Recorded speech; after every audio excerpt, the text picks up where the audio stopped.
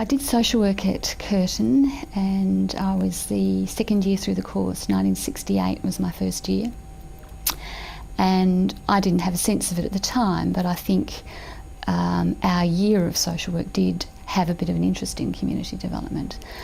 So although the social work course was structured very much around casework and therapy and clinical practice, and I remember all the texts, there must have been enough in there about community development somehow or other for that to have flavoured my sense of the sort of principles that I wanted to adopt in taking action in the world. So, I mean, I guess the people who did social work wanted to make a difference, and very simply, throughout my career, I've always had that sense that there's kind of two ways you might make a difference in the world. One is in individual action, one-to-one, and other is working with systems and structures and social change processes.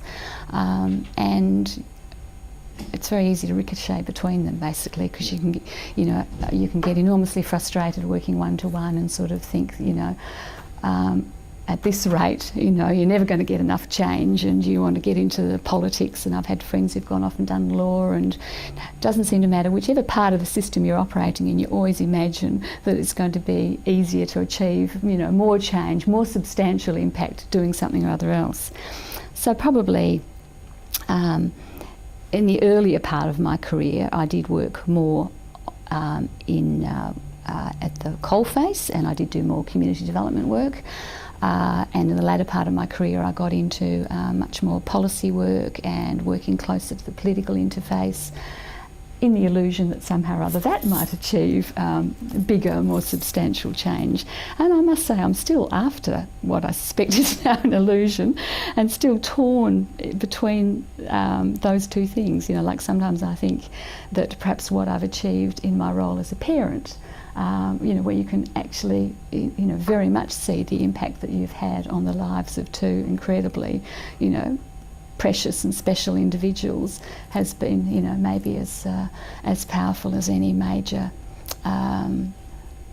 government policy that you've managed to see, or any community development program that you've been associated with.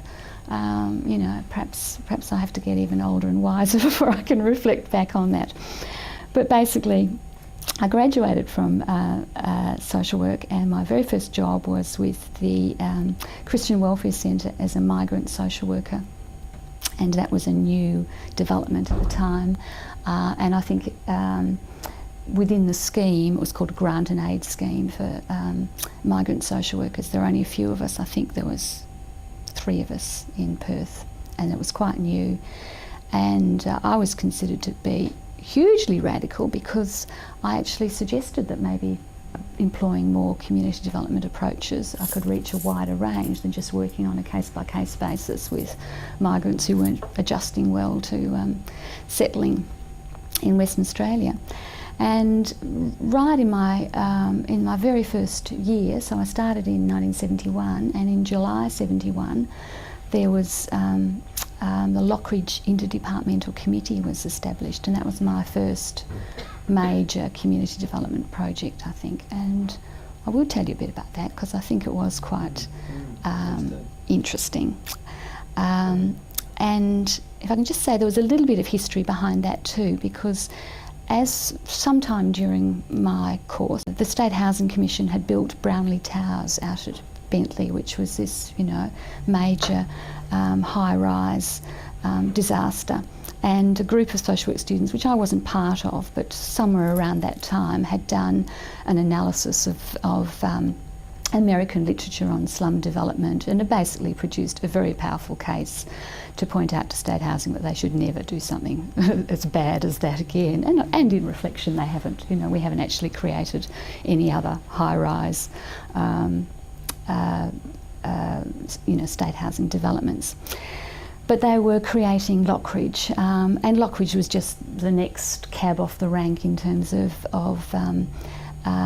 specifically housing commission, housing development.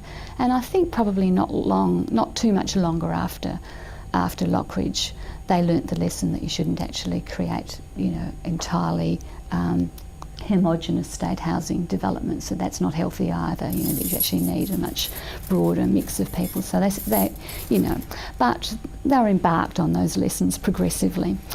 And the problem with Lockridge was it was a completely new development with only Housing Commission residents in what was then Whoop Whoop. So there was nothing around it. There were no services whatsoever. It was very poorly planned. There was roads separating where most of the young kids were from the primary school. There was no shop. There was no meeting centre. And absolutely no facilities, and about 65% were rental accommodation, and an enormous sense of transitoriness. We discovered later, because we did a community survey, that nobody had been placed there expected to remain there, so they didn't actually have a sense of building a community. They were just passing through. So it's a huge community development task, really, to actually look at how you built a sense of community.